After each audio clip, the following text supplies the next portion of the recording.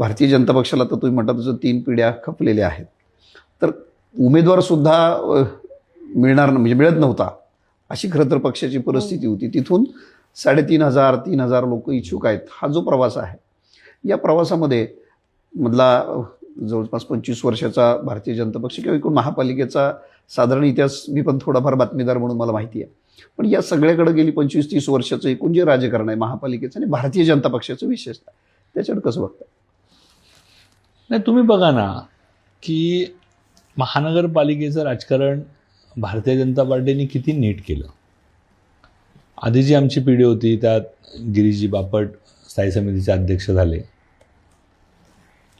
म्हणजे गिरीश बापट मला वाटतं 85 ला झाले का अध्यक्ष? हो, त्याच काळात झाले.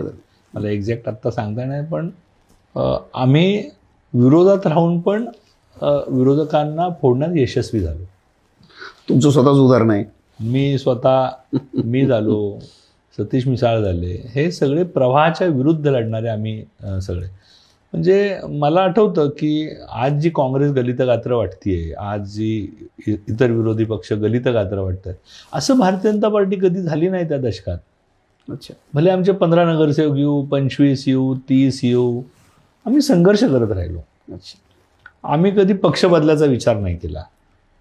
आम्ही कधी ही पार्टीत आपल्याला पद मिळणार नाही म्हणून मी काँग्रेसमध्ये जाऊन निवडणूक लढवावी अशी भावना कधी आमच्या पिढीत आली नाही. आणि त्याचा परिपाक हा आहे की आज एक नवीन पिढी, सक्षम पिढी, कॉन्फिडेंट पिढी ही भारतीय जनता पार्टीत तयार झाली आहे.